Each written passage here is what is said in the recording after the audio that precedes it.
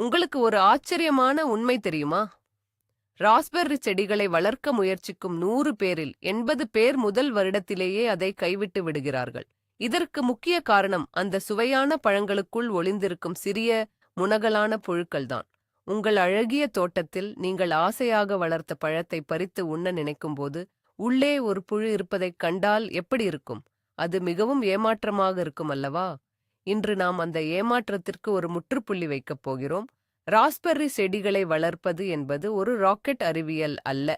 அதை சரியான முறையில் செய்தால் உங்கள் தோட்டம் முழுவதும் சிவப்பான, இனிமையான பழங்கள் கொட்டிக் கிடக்கும்.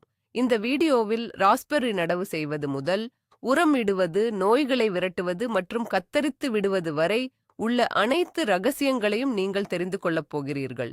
பெரும்பாலான மக்கள் நம்பிக்கொண்டிருக்கும் ஒரு பெரிய கட்டுக்கதையை இன்று நாம் உடைக்கப் போகிறோம். அதாவது ராஸ்பெர்ரி செடிகளில் புழுக்கள் வருவது தவிர்க்க முடியாதது என்று பலரும் நினைக்கிறார்கள். அது முற்றிலும் பொய். நாம் காணப்போகும் எளிய வழிமுறைகளை பின்பற்றினால் நீங்கள் ஒருபோதும் புழுக்கள் உள்ள பழங்களை பார்க்க மாட்டீர்கள். எனவே காணொளியை இறுதி வரை கவனமாக பாருங்கள். ராஸ்பெர்ரி என்பது பல நூற்றாண்டுகளாக மனிதர்களால் விரும்பி உண்ணப்படும் ஒரு அற்புதமான பழமாகும். இதன் தாயகம் ஐரோப்பா மற்றும் வட ஆசியா என்று வரலாற்று ஆய்வாளர்கள் கூறுகிறார்கள். ஆரம்ப காலத்தில் காடுகளில் தானாகவே வளர்ந்து கிடந்த இந்த முட்கள் நிறைந்த செடிகளை மனிதர்கள் தங்கள் வீடுகளுக்கு அருகில் வளர்க்கத் தொடங்கினார்கள். குளிர்ந்த தட்பவெப்ப நிலையை அதிகம் விரும்பும் இந்த செடி தற்போது சரியான பராமரிப்பு இருந்தால் பல்வேறு காலநிலைகளிலும் வளரும் வகையில் மேம்படுத்தப்பட்டுள்ளது. ராஸ்பெர்ரி பழங்களில் வைட்டமின் சி மற்றும் ஆன்டிஆக்சிடென்ட்கள் அதிக அளவில் நிறைந்துள்ளன. இது ஒரு செடி வகையைச் சேர்ந்தது. இதன் வேர்கள் பல வருடங்கள் நிலத்தில் வாழும் தன்மை கொண்டவை. ஆனால் இதன் கிளைகள் பொதுவாக 2 வருடங்கள் மட்டுமே வாழும். முதல் வருடம் வளரும், 2வது வருடம் பழங்களைக் கொடுக்கும், பின்பு அந்த கிளை காய்ந்துவிடும். இந்த அடிப்படை வாழ்க்கை சக்கரத்தை புரிந்து கொள்வதுதான் ராஸ்பெர்ரி வளர்ப்பின் அஸ்திவாரம். இதை சரியாக புரிந்து கொண்டால் நீங்கள் பாதி கிணற்றை தாண்டி விட்டீர்கள் என்று அர்த்தம். இப்போது இதன் ஆழமான நுணுக்கங்களுக்குள் நாம் பயணம் செய்வோம். ராஸ்பெர்ரி செடிகளை வளர்ப்பது பற்றி நாம் முதலில் பேசும்போது சரியான வகையை தேர்ந்தெடுப்பது மிக முக்கியம். சந்தையில் பல வகையான ராஸ்பெர்ரி செடிகள் கிடைக்கின்றன. ஆனால் அவற்றை பொதுவாக 2 முக்கிய வகைகளாக பிரிக்கலாம். ஒன்று கோடை காலத்தில் காய்க்கும் வகை, மற்றொன்று இலையுதிர் காலத்தில் காய்க்கும் வகை. இதுவே பலருக்கும் ஒரு பெரிய குழப்பமாக இருக்கும். கோடைகால ராஸ்பெர்ரி செடிகள் முந்தைய ஆண்டு வளர்ந்த கிளைகளில் மட்டுமே பழங்களை உருவாக்கும். அதாவது இந்த ஆண்டு வளரும் கிளைகளில் அடுத்த ஆண்டுதான் பழங்கள் கிடைக்கும். மறுபுறம் இலையுதிர் கால ராஸ்பெர்ரி செடிகள் அதே ஆண்டில் வளரும் புதிய கிளைகளிலேயே பழங்களை உருவாக்கும் திறன் கொண்டவை. ஒரு மிகச்சிறந்த உதாரணத்தை சொல்ல வேண்டும் என்றால், நீங்கள் ஒரு ஆப்பிள் மரத்தை வளர்ப்பதை நினைத்துப் பாருங்கள். சில மரங்கள் மிக விரைவாக பலன் தரும், சில அதிக நேரம் எடுக்கும் அல்லவா? அதுபோலத்தான் இதுவும். மக்கள் மத்தியில் ஒரு பெரிய கட்டுக்கதை உள்ளது. அதாவது எல்லா ராஸ்பெர்ரி செடிகளும் ஒரே மாதிரிதான் வளரும் என்று பலர் நினைக்கிறார்கள். அது முற்றிலும் தவறு. நீங்கள் எந்த வகையை தேர்ந்தெடுக்கிறீர்கள் என்பதை பொறுத்துதான் செடியை எப்படி கத்தரிக்க வேண்டும், எப்போது உரம் இட வேண்டும் என்ற முழு பராமரிப்பு முறையும் மாறும். எனவே செடியை வாங்குவதற்கு முன்பே அது எந்த வகை என்பதை நாற்றங்காலில் கேட்டுத் தெரிந்து கொள்வது மிகவும் அவசியமான முதல் படியாகும். தவறான வகையை தேர்ந்தெடுத்துவிட்டு பழங்கள் வரவில்லை என்று வருத்தப்படுவதில் எந்த அர்த்தமும் இல்லை. உங்கள் தட்பவெப்ப நிலைக்கும் உங்கள் தோட்டத்தின் அமைப்புக்கும் எந்த வகை சரியாக இருக்கும் என்பதை ஒரு நிபுணரைப் போல நீங்கள் ஆராய வேண்டும். இப்போது நாம் செடியை எங்கே நடுவது என்று பார்ப்போம். ராஸ்பெர்ரி செடிகளுக்கு சூரிய ஒளி மிக மிக அவசியம். ஒரு நாளைக்கு குறைந்தது 6 முதல் 8 மணி நேரமாவது நேரடி சூரிய ஒளி கிடைக்கும் இடத்தை நீங்கள் தேர்ந்தெடுக்க வேண்டும். பலர் செய்யும் ஒரு பொதுவான தவறு என்னவென்றால், செடியை பெரிய மரங்களுக்கு அடியிலோ அல்லது நிழல் விழும் சுவர்களுக்கு அருகிலோ நடுவதுதான். இது செடியின் வளர்ச்சியை முற்றிலுமாக முடக்கிவிடும். சூரிய ஒளியை ஒரு சோலார் பேனல் போல நினைத்துப் பாருங்கள். பேனல் எந்த அளவுக்கு சூரிய ஒளியை வாங்குகிறதோ அந்த அளவுக்குத்தான் மின்சாரம் உற்பத்தியாகும். அதேபோல ராஸ்பெர்ரி செடியின் இலைகள் சூரிய ஒளியை எந்த அளவுக்கு உள்வாங்குகிறதோ அந்த அளவுக்குத்தான் பழங்கள் இனிப்பாகவும் பெரியதாகவும் இருக்கும். நிழலில் வளரும் செடிகளில் பழங்கள் மிகச் சிறியதாக இருக்கும், மேலும் அந்த பழங்கள் புளிப்பாகவும் இருக்க வாய்ப்புள்ளது. அது மட்டுமல்லாமல் நிழலான பகுதிகளில் ஈரப்பதம் தங்கிவிடும். இது செடிகளுக்கு பல வகையான பூஞ்சை நோய்களைக் கொண்டு வரும் அபாயம் உள்ளது. ஒரு கட்டுக்கதையை இங்கே உடைக்க வேண்டும். ராஸ்பெர்ரி காடுகளில் வளர்வதால் அவற்றுக்கு நிழல்தான் பிடிக்கும் என்று சிலர் நினைக்கிறார்கள். அது உண்மை அல்ல. காடுகளின் ஓரங்களில் சூரிய ஒளி நன்றாக படும் இடங்களில்தான் சிறந்த ராஸ்பெர்ரி பழங்கள் விளைகின்றன.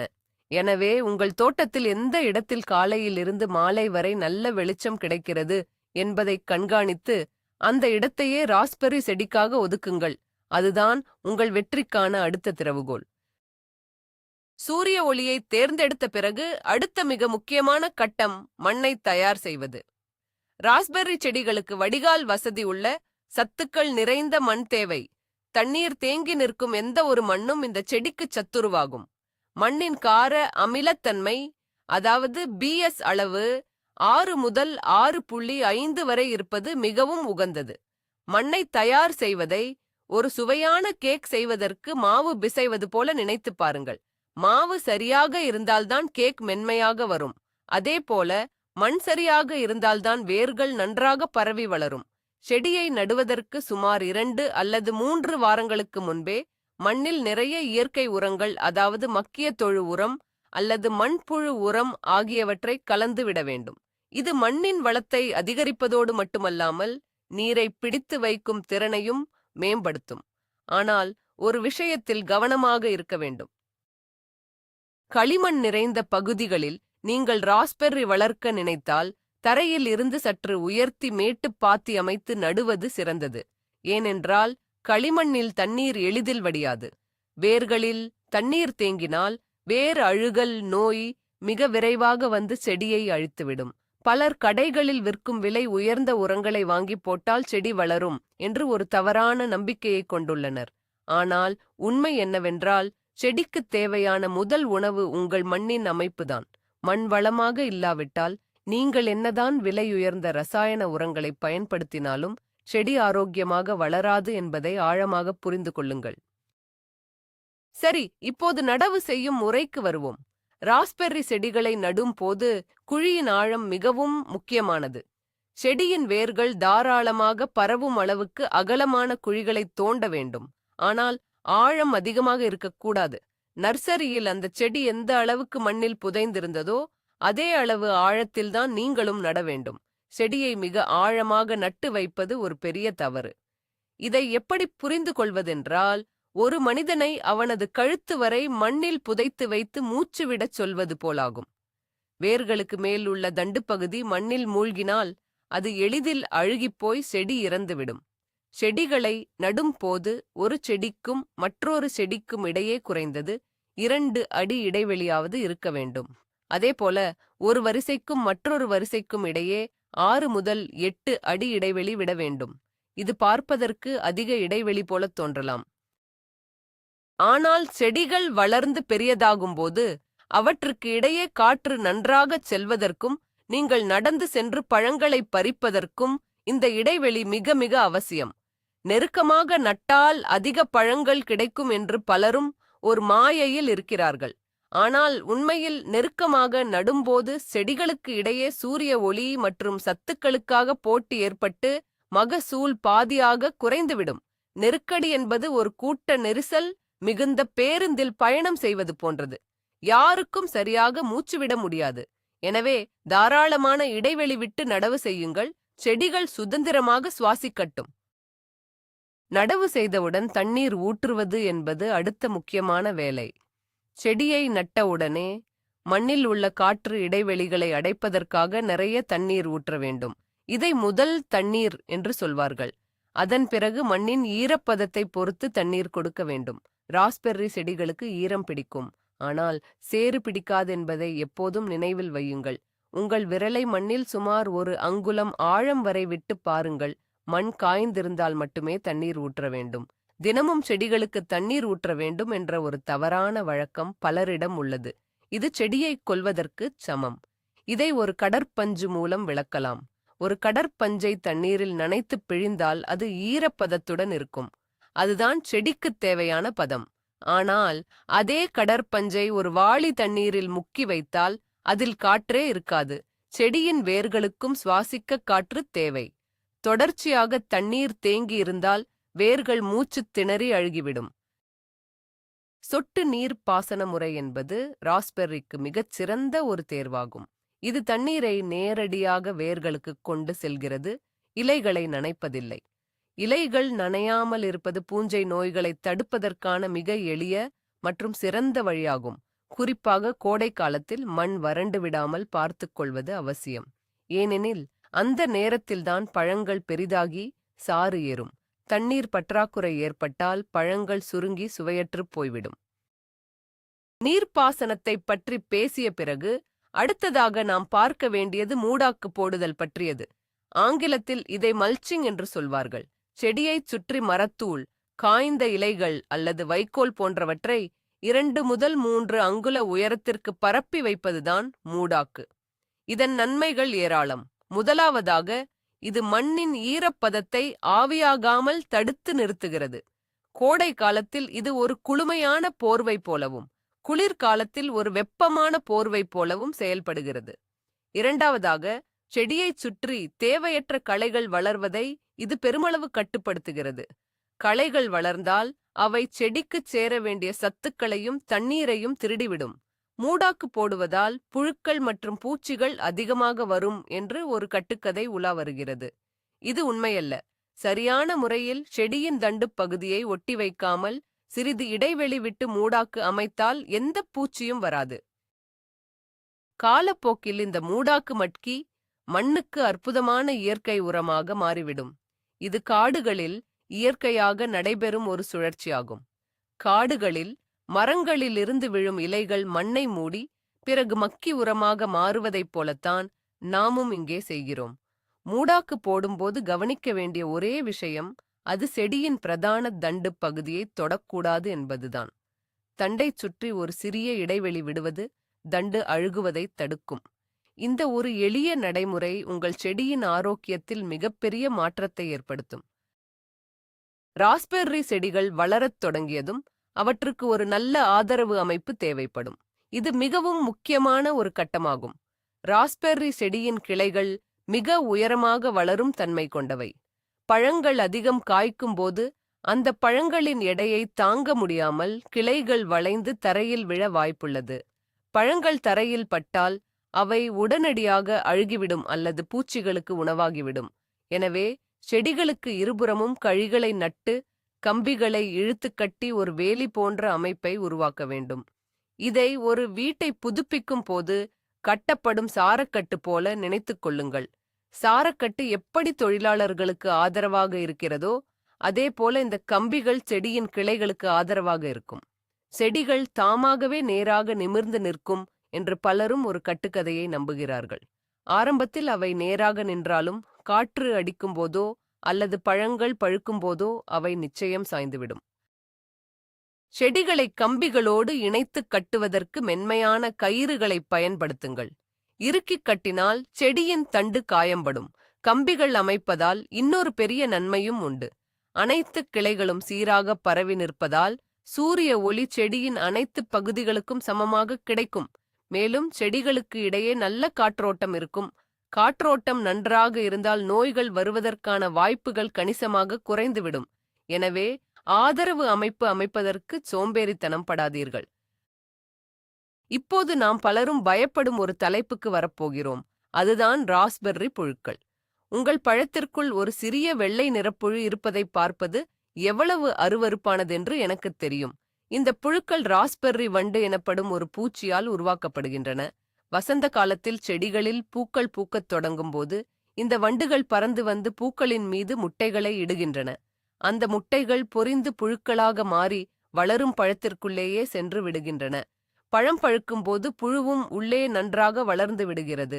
இதை தடுப்பது எப்படி? பழங்களை உப்புத் தண்ணீரில் கழுவினால் புழுக்கள் செத்துவிடும் என்று சிலர் கூறுவார்கள். அது உண்மையாக இருக்கலாம். ஆனால் புழுக்கள் உள்ளே இருக்கும் பழத்தை யார் சாப்பிட விரும்புவார்கள்? இது ஒரு ட்ராய் நகர குதிரை போன்றது.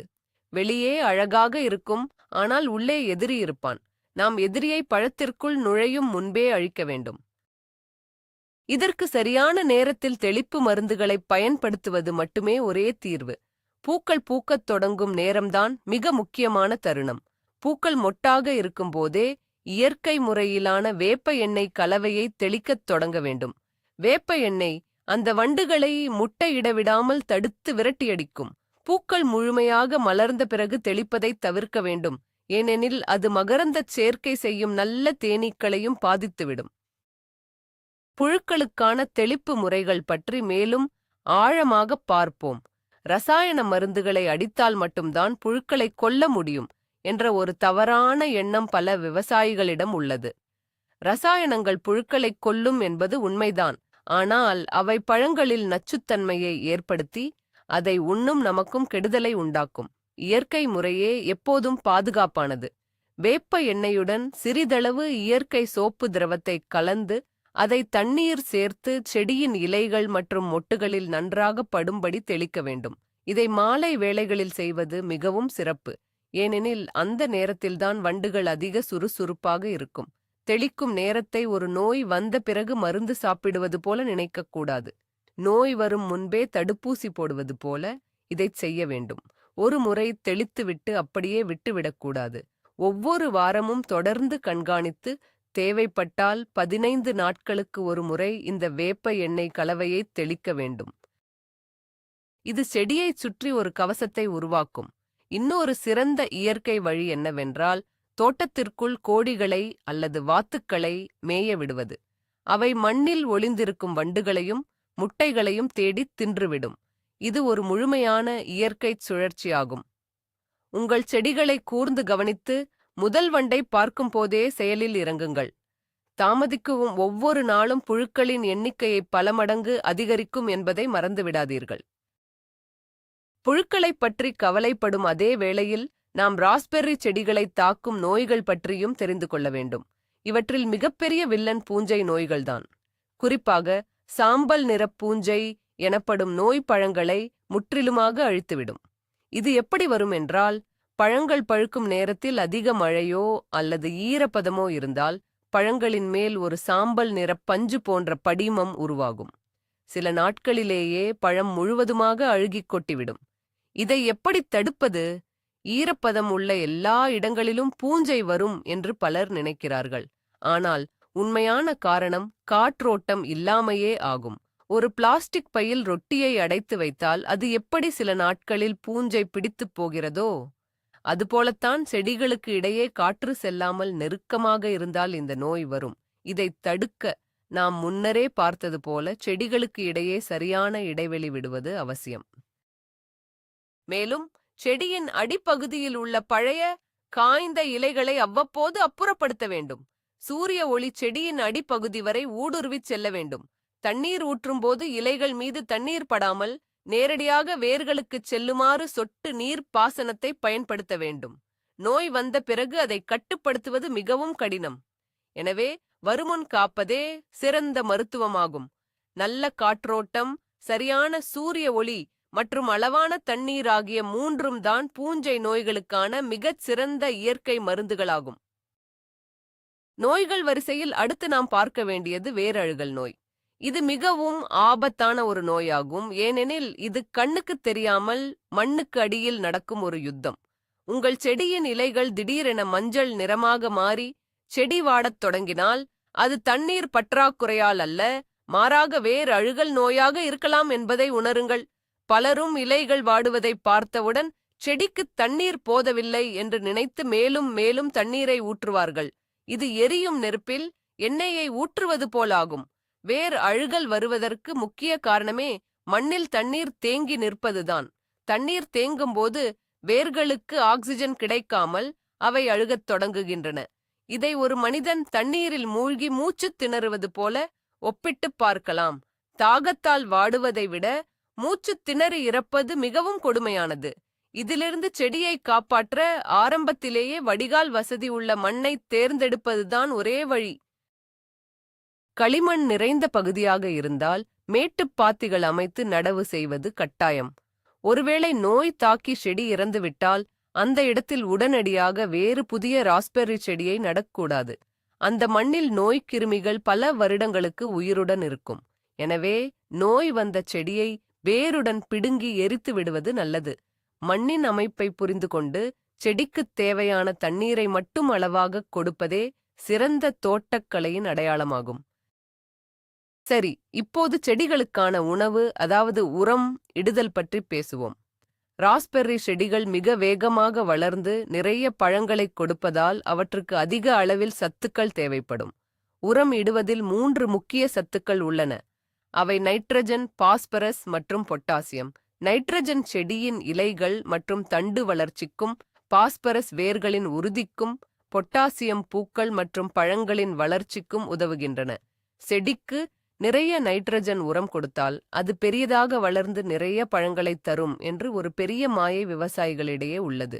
இது முற்றிலும் தவறான அணுகுமுறை. ஒரு குழந்தைக்கு நிறைய சாக்லேட் கொடுத்தால் அது எப்படி சுறுசுறுப்பாகி பின்னர் உடல் நலத்தை கெடுத்துக் கொள்ளுமோ அப்படித்தான் இதுவும். அதிகப்படியான நைட்ரஜன் செடியை மிக உயரமாக வளரச் செய்யும், ஆனால் பழங்கள் குறைவாகவே காய்க்கும். அது மட்டுமல்லாமல் மிருதுவான புதிய இலைகள் நிறைய வருவதால் பூச்சிகளும் நோய்களும் எளிதில் அந்தச் செடியைத் தாக்கும். எனவே சீரான விகிதத்தில் உரம் இடுவதுதான் புத்திசாலித்தனம். வசந்த காலத்தின் தொடக்கத்தில், அதாவது செடிகள் துளிர்விடத் தொடங்கும் நேரத்தில், மக்கிய தொழு உரம் அல்லது கடலை, புண்ணாக்கு போன்ற இயற்கை உரங்களை மண்ணில் கலந்துவிட வேண்டும்.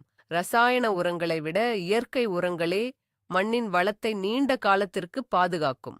இயற்கை உரங்கள் மெதுவாக சத்துக்களை வெளியிடுவதால் செடிகளுக்கு தொடர்ந்து உணவு கிடைத்துக் கொண்டே இருக்கும். உரம் இடுவதில் பொட்டாசியத்தின் பங்கு மிகவும் முக்கியமானது. குறிப்பாக ராஸ்பெர்ரி செடிகளுக்கு பொட்டாசியம் அதிகம் தேவை. நீங்கள் ஒரு வீட்டை கட்டுகிறீர்கள் என்று வைத்துக் கொள்வோம். செங்கற்கள் மட்டும் இருந்தால் போதாது, அதை இணைக்க சிமெண்ட் வேண்டும் அல்லவா? நைட்ரஜன் என்பது செங்கற்கள் போல செடியை வளர்க்கும். ஆனால் பொட்டாசியம் தான் சிமெண்ட் போல செடியை உறுதியாக்கி தரமான சுவையான பழங்களை உருவாக்க உதவும். பூக்கள் பூக்கத் தொடங்கும் தருணத்தில் சாம்பல் சத்து அதிகம் உள்ள உரங்களை, அதாவது மரக்கறி சாம்பல் அல்லது வாழைப்பழம் தோலால் செய்யப்பட்ட இயற்கை உரங்களை செடியின் வேர்ப்பகுதியில் இட வேண்டும். இது பழங்களின் அளவை பெரிதாக்குவதோடு அதன் இனிப்புச் சுவையையும் பல மடங்கு அதிகரிக்கும். உரம் வைக்கும்போது ஒரு முக்கியமான விதியை எப்போதும் நினைவில் கொள்ளுங்கள். உரத்தை நேரடியாகச் செடியின் தண்டை ஒட்டி வைக்கக்கூடாது. தண்டைச் சுற்றி சுமார் 6 அங்குல இடைவெளி விட்டு வட்டமாக பள்ளம் தோண்டி உரத்தை வைக்க வேண்டும். ஏனென்றால் செடியின் வேர்கள் தண்டை விட மிக தூரம் வரை பரவியிருக்கும். வேர்களின் நுனிப்பகுதியில்தான் சத்துக்களை உறிஞ்சும் திறன் அதிகம் உள்ளது. தவறான இடத்தில் உரம் வைப்பதால் எந்த பயனும் இல்லை. அதேபோல கோடையின் பிற்பகுதியில் அல்லது இலையுதிர் காலத்தில் செடிகளுக்கு உரம் கொடுப்பதை நிறுத்திவிட வேண்டும். அந்த நேரத்தில் புதிய கிளைகள் வளர்ந்தால் அவை குளிர்கால பனிக்கு தாக்குப்பிடிக்க முடியாமல் கருகிவிடும். செடிகளுக்கு எப்போது உணவு கொடுக்க வேண்டும், எப்போது நிறுத்தி வைக்க வேண்டும் என்ற கால அட்டவணையை பின்பற்றுவது மிக அவசியம். இப்போது ராஸ்பெர்ரி வளர்ப்பில் பலரும் மிகவும் குழப்பமடையும் ஒரு பகுதிக்கு வந்துள்ளோம். அதுதான் கத்தரித்து விடுதல். ஆங்கிலத்தில் இதை ப்ரூனிங் என்று அழைப்பார்கள். கத்தரிப்பது என்பது செடியை காயப்படுத்துவது அல்ல, அது செடியை புதுப்பிப்பதற்கான ஒரு அறுவை சிகிச்சை போன்றது. முதலில் கோடை காலத்தில் காய்க்கும் வகை ராஸ்பெர்ரி செடிகளை எப்படி கத்தரிப்பது என்று பார்ப்போம். நான் முன்பே சொன்னது போல இந்த வகை செடிகள் 2 வருட பழைய கிளைகளில் தான் பழங்களைத் தரும். ஒரு முறை பழம் கொடுத்துவிட்டால் அந்த கிளை மீண்டும் ஒருபோதும் பழங்களைத் தராது. அது அப்படியே காய்ந்து இறந்துவிடும். எனவே பழங்கள் அனைத்தையும் பறித்து முடித்தவுடன் அந்த பழைய பழுப்பு நிற கிளைகளை தரையோடு தரையாக ஒட்டி வெட்டி எடுத்துவிட வேண்டும். இது செடியின் புதிய கிளைகளுக்கு வழியை விட்டுத் தருவது போன்றது. பலரும் காய்ந்த கிளைகளை வெட்டினால் செடி என்னவாகுமோ என்று பயந்து அதை அப்படியே விட்டுவிடுவார்கள். இது ஒரு பெரிய தவறு. நீங்கள் உங்கள் வங்கிக் கணக்கை பயன்படுத்தாமல் அப்படியே முடக்கி வைப்பது போன்றது இது. காய்ந்த கிளைகளை அகற்றாவிட்டால் அவை நோய்களை உருவாக்கும் இருப்பிடமாக மாறிவிடும்.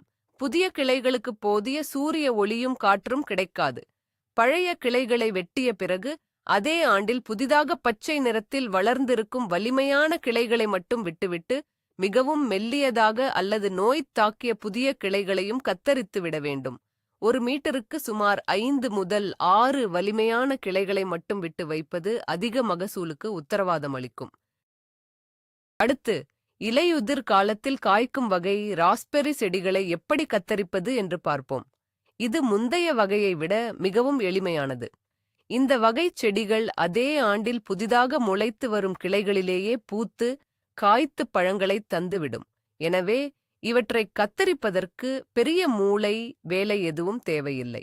குளிர்காலத்தின் இறுதியில் அல்லது வசந்த காலத்தின் தொடக்கத்தில், அதாவது செடியில் புதிய துளிர்கள் வருவதற்கு முன்பாக, தோட்டத்தில் உள்ள அனைத்து கிளைகளையும் தயவு தாட்சண்யமின்றி தரையோடு தரையாக வெட்டி எறிந்துவிட வேண்டும். ஆம், முழு செடியையுமே வெட்ட வேண்டும். இதைத் தெரிந்து கொள்ளாமல் பலரும் கிளைகளை வெட்ட பயப்படுவார்கள். கத்தரிப்பது என்பது மிகவும் கடினமான ஒரு வேலை என்ற கட்டுக்கதை இங்கே உடைகிறது. இது ஒருவருக்கு எளிமையான முடி திருத்தம் செய்வது போன்றதுதான். முழுமையாக வெட்டப்பட்ட பிறகு மண்ணுக்கு அடியில் உள்ள வேர்களிலிருந்து புதிய வலிமையான துளிர்கள் வேகமாக வளரத் தொடங்கும். அந்த புதிய கிளைகள் அந்த ஆண்டின் பிற்பகுதியில் அபரிமிதமான பழங்களை கொடுக்கும். இந்த முறையில் கத்தரிப்பதால் செடிகளில் நோய்கள் தங்குவதற்கான வாய்ப்புகள் முற்றிலும் அழிக்கப்படுகின்றன. வருடாவருடம் புதிய கிளைகள் வருவதால் பழங்களின் தரமும் சிறப்பாக இருக்கும். உங்கள் தோட்டக் கத்தரிக்கோலை எடுத்து எந்த கவலையும் இல்லாமல் வெட்டிவிடுங்கள். செடிகள் மீண்டும் வீறு கொண்டு எழும் என்பதை பார்க்கும்போது உங்களுக்கு ஆச்சரியமாக இருக்கும். கத்தரித்து முடித்த பிறகு செடிகளை குளிர்காலத்திற்கு தயார் செய்யும் வேலை தொடங்குகிறது. ராஸ்பெர்ரி செடிகள் அடிப்படையில் குளிர்ச்சியான பிரதேசங்களில் வளரக்கூடியவை என்றாலும் மிகக் கடுமையான உறைபனி அவற்றின் வேர்களை பாதிக்கலாம். பனிகாலத்தில் செடிகள் அனைத்தும் இறந்துவிடும் என்று பலரும் நினைக்கிறார்கள். ஆனால் செடிகள் இறப்பதில்லை. அவை ஒரு நீண்ட தூக்க நிலைக்குச் செல்கின்றன. இதை ஒரு கரடி குளிர்காலத்தில் குகைக்குள் சென்று உறங்குவது போல நினைத்துக் கொள்ளலாம். வசந்த காலம் வந்தவுடன் அவை மீண்டும் விழித்தெழும். இந்த உறக்கக் காலத்தில் வேர்களை பாதுகாப்பது நமது கடமை. இதற்காக செடியின் அடிப்பகுதியைச் சுற்றி மூடாக்கு போட வேண்டும். முன்பு போட்ட மூடாக்கு மட்கி இருந்தால் புதிதாக தடிமனான வைக்கோல் அல்லது மரத்தூள் கொண்டு வேர்ப்பகுதியை மூட வேண்டும். இது வேர்கள் உறைந்து போகாமல் தடுத்து மண்ணின் வெப்பநிலையை சீராக வைத்திருக்க உதவும். மேலும் நீண்ட கிளைகள் இருந்தால் கடும் காற்றில் அவை முறிந்து விடாமல் இருக்க அவற்றை ஒன்று சேர்த்து கம்பிகளில் கட்டிக் கயிறால் பிணைக்க வேண்டும். பனிக்காலம் முடிந்தவுடன் செடிகள் மீண்டும் துளிர்விடத் தொடங்கும் முன் இந்த தடிமனான மூடாக்கை சற்றே அகற்றிவிட வேண்டும். அப்பொழுதுதான் வசந்த காலத்தின் இளம் சூரிய ஒளி மண்ணில் பட்டு புதிய துளிர்கள் வெளிவர ஏதுவாக இருக்கும். குளிர்கால பராமரிப்பு என்பது செடிக்குத் தேவையான ஒரு ஓய்வு நேரத்தை கொடுப்பதுதான். இப்போது நாம் ஒரு முக்கியமான கட்டத்தை நெருங்கிவிட்டோம். அதுதான் அறுவடை. உங்கள் கடின உழைப்பிற்கான பலனைப் பெறப் போகும் தருணம் இது. ராஸ்பெர்ரி பழங்களை எப்போது பறிக்க வேண்டும் என்பதில் ஒரு பெரிய கலை ஒளிந்திருக்கிறது. பழங்கள் சந்தைகளில் நீண்ட நாட்கள் கெடாமல் இருக்க வேண்டும் என்பதற்காக சற்று இளஞ்சிவப்பாக இருக்கும்போதே பறிக்க வேண்டும் என்று சிலர் சொல்வார்கள். இது ஒரு முட்டாள்தனமான ஆலோசனை. ஒரு பச்சை தக்காளியை பறித்து வைப்பது போன்றது இது. ராஸ்பெர்ரி பழங்கள் செடியிலிருந்து பறிக்கப்பட்ட பிறகு ஒருபோதும் தொடர்ந்து பழுக்காது. எனவே செடியிலேயே அவை முழுமையாக பழுக்கும் வரை காத்திருக்க வேண்டும். பழங்கள் அடர் சிவப்பு நிறமாக மாறி தொட்டவுடன் அவை செடியிலிருந்து மிக எளிதாக எந்த இழுபறியும் இல்லாமல் உங்கள் கைகளுக்கு வர வேண்டும். நீங்கள் பழத்தை பறிக்கச் சிறிது பலம் பிரயோகிக்க வேண்டியிருந்தால் அந்த பழம் இன்னும் முழுமையாக பழுக்கவில்லை என்று அர்த்தம். பழுத்த பழத்தின் மையப்பகுதி வெற்றிடமாக இருப்பதை நீங்கள் கவனித்திருப்பீர்கள். அறுவடை செய்யும்போது பழங்களை மிகவும் மென்மையாக கையாள வேண்டும். விரல்களால் நசுக்கக்கூடாது. காலை வேளையில் பனித்துளிகள் காய்ந்த பிறகு பழங்களை பறிப்பது மிகச் சிறந்தது. அந்த நேரத்தில்தான் பழங்களில் நீர்ச்சத்தும் இனிப்பும் முழுமையாக நிறைந்திருக்கும். மழை பெய்த உடனேயோ அல்லது ஈரப்பதம் அதிகமாக இருக்கும்போதோ பழங்களை பறிக்கக்கூடாது. அப்படிச் செய்தால் பழங்கள் மிக விரைவில் அழுகிவிடும். அறுவடை செய்யப்பட்ட ராஸ்பெர்ரி பழங்களை எப்படி பாதுகாப்பது என்பது அடுத்த சவாலாகும். இந்த பழங்கள் மிக மிக மென்மையானவை. அதிக நேரம் வெளியில் வைத்தால் அவை உடனே கெட்டுப்போய்விடும். பறித்த பழங்களை ஆழமான பாத்திரங்களில் குவியலாக போடக்கூடாது. அப்படிப் போட்டால் அடியில் உள்ள பழங்கள் நசுங்கிச் சாறு வெளியேறி பூஞ்சை தொற்றிக் கொள்ளும். தட்டையான தட்டுகளில் ஒரு பழத்தின் மேல் மற்றொரு பழம் படாதவாறு பரப்பி வைக்க வேண்டும். பழங்களை கழுவுவதிலும் ஒரு முறை உள்ளது. நீங்கள் உடனே சாப்பிடப் போகிறீர்கள் என்றால் மட்டுமே பழங்களை கழுவ வேண்டும். கழுவிவிட்டு பிரிட்ஜில் வைத்தால் அவை கட்டாயம் அழுகிவிடும். நீண்ட நாட்களுக்கு பாதுகாக்க விரும்பினால் பழங்களை அப்படியே ஒரு பிளாஸ்டிக் டப்பாவில் போட்டு காற்றோட்டத்திற்காக சில துளைகள் இட்டு ஃப்ரிட்ஜில் வைக்கலாம். அல்லது பழங்களை தனித்தனியாக ஒரு தட்டில் வைத்து ஃப்ரீசரில் உறைய வைத்துவிட்டு பிறகு அதை ஒரு பையில் போட்டு வைத்துக் கொண்டால் பல மாதங்களுக்கு பயன்படுத்தலாம். வீட்டில் செய்யப்படும் ஜாம் அல்லது ஜூஸ் செய்வதற்கு இது மிகவும் வசதியாக இருக்கும். உங்கள் சொந்த தோட்டத்தில் எந்த ஒரு ரசாயனமும் இன்றி புழுக்கள் இல்லாமல் விளைந்த அந்த சுவையான பழத்தை உங்கள் வாயில் போடும்போது கிடைக்கும் அந்த திருப்திக்கு ஈடு இணையே இல்லை. அந்த ஒரு கணம் நீங்கள் பட்டுள்ள அனைத்து கஷ்டங்களையும் மறக்கச் செய்துவிடும். ராஸ்பெர்ரி வளர்ப்பதில் நாம் பார்த்த இந்த அனைத்து படிநிலைகளுமே ஒன்றுக்கொன்று தொடர்புடையவை. சரியான இடத்தை தேர்வு செய்யாமல் உரம் மட்டும் அதிகமாக போட்டால் எந்த பலனும் இல்லை. அதேபோல சரியாக கத்தரிக்காமல் புழுக்களுக்கு மருந்து தெளித்தாலும் முழுமையான மகசூல் கிடைக்காது. இதை ஒரு சங்கிலித் தொடர் போல புரிந்து கொள்ள வேண்டும். ஒரு சங்கிலியில் எந்த ஒரு இணைப்பு உடைந்தாலும் அது எப்படி பயனற்று போகுமோ அப்படித்தான் ராஸ்பெர்ரி வளர்ப்பும். தொடர்ச்சியான கண்காணிப்பு என்பது மிக அவசியமான ஒன்றாகும். ஒவ்வொரு நாளும் உங்கள் தோட்டத்தில் ஒரு 5 நிமிடமாவது செலவிடுங்கள். செடியின் இலைகளை பாருங்கள். ஏதாவது பூச்சிகள் உள்ளதா என்று தேடுங்கள். மண்ணின் ஈரப்பதத்தை சோதியுங்கள். இந்த சிறிய அன்றாடச் செயல்கள்தான் உங்களை ஒரு சிறந்த தோட்டக்காரராக மாற்றும். சில நேரங்களில் செடிகள் வாடலாம், சில நோய்கள் வரலாம். அதற்காக தொண்டு விடக்கூடாது. ஒவ்வொரு தவறும் ஒரு புதிய பாடத்தை கற்றுக் கொடுக்கும். இயற்கையோடு இணைந்து பயணிக்கும்போது பொறுமை மிகவும் முக்கியம். இன்று நீங்கள் நடும் ஒரு சிறிய செடி அடுத்த பல ஆண்டுகளுக்கு தொடர்ந்து பலன் தரும் ஒரு அட்சய பாத்திரமாக மாறும். உங்கள் குடும்பத்தாருக்கும் நண்பர்களுக்கும் உங்கள் கைகளால் விளைந்த தூய்மையான பழங்களை கொடுப்பதில் உள்ள மகிழ்ச்சியை அனுபவித்துப் பாருங்கள். இறுதியாக ஒரு விஷயத்தை பதிவு செய்ய விரும்புகிறேன். ராஸ்பெர்ரி செடிகளை வளர்ப்பது என்பது ஒரு தனித்துவமான கலை. இது வெறுமனே ஒரு செடியை நட்டு தண்ணீர் ஊற்றுவது மட்டுமல்ல, செடியின் மொழியை புரிந்து கொள்வது. இலைகள் மஞ்சள் நிறமானால் செடி உங்களிடம் ஏதோ சொல்கிறதென்று அர்த்தம். புதிய துளிர்கள் வரும்போது செடி மகிழ்ச்சியாக இருக்கிறது என்று அர்த்தம். இந்த பயணத்தில் பல சவால்கள் வரலாம், ஆனால் அதற்கான தீர்வுகளும் இயற்கையிலேயே உள்ளன. ரசாயனங்களை தவிர்த்து இயற்கையான முறைகளை பின்பற்றுவதன் மூலம் நாம் செடிகளுக்கு மட்டுமல்ல, நமக்கும் நம்மைச் சுற்றியுள்ள சுற்றுச்சூழல் மற்றும் நுண்ணுயிரிகளுக்கும் நன்மை செய்கிறோம். மண்ணின் வளத்தை பெருக்குவது, தேனீக்கள் போன்ற நன்மை செய்யும் பூச்சிகளை ஈர்ப்பது என ஒரு முழுமையான இயற்கை சூழலையே நாம் நம் தோட்டத்தில் உருவாக்க முடியும். ராஸ்பெர்ரி வளர்ப்பு பற்றிய இந்த ஆழமான தகவல்கள் உங்கள் தோட்டக்கலை பயணத்திற்கு ஒரு சிறந்த அடித்தளமாக அமையும் என்று நம்புகிறேன். உங்கள் தோட்டத்தில் அந்த சிவப்பு நிற மாணிக்கங்கள் கொத்து கொத்தாக தொங்குவதைக் காணும் நாள் வெகு தொலைவில் இல்லை. நம்பிக்கையுடன் தொடங்குங்கள். இயற்கையின் ஆச்சரியங்களை கண்முன்னே காணுங்கள். இவ்வளவு நேரம் ராஸ்பெர்ரி வளர்ப்பின் பல நுணுக்கங்களை பார்த்தோம். இது ஒரு சாதாரண செடி வளர்ப்பு அல்ல, இது ஒரு கலை என்பதை இப்போது நீங்கள் உணர்ந்திருப்பீர்கள். வீடியோவின் ஆரம்பத்தில் நாம் பேசிய அந்த பெரிய ரகசியம் ஒரு மாயாஜால உரம் பற்றியதோ அல்லது விலை உயர்ந்த மருந்து பற்றியதோ அல்ல. அந்த திருப்பம் என்னவென்றால், உண்மையான ரகசியம் உங்கள் தொடர்ச்சியான ஈடுபாட்டிலும் சரியான நேரத்தில் செய்யப்படும் எளிய கத்தரிப்பு மற்றும் இயற்கை முறையிலான தடுப்பு நடவடிக்கைகளிலும் தான் ஒளிந்துள்ளது. புழுக்கள் வருவதற்கு முன்பே வேப்ப எண்ணெய் தெளிப்பது, செடிகளுக்கு சுவாசிக்க இடைவெளி கொடுப்பது, காய்ந்த கிளைகளை தயக்கமின்றி வெட்டி எறிவது, இவையே அந்த வெற்றி மந்திரங்கள். இந்த குறிப்புகளை பின்பற்றினால் புழுக்கள் மற்றும் நோய்கள் பற்றிய பயம் உங்களுக்கு இனி வரவே வராது. இயற்கையோடு இணைந்து செயல்பட்டால் செடிகள் உங்களுக்கு சுவையான பழங்களை அள்ளிக் கொடுக்கும். இந்த வீடியோ உங்களுக்கு மிகவும் பயனுள்ளதாக இருந்திருக்கும் என்று நம்புகிறேன்.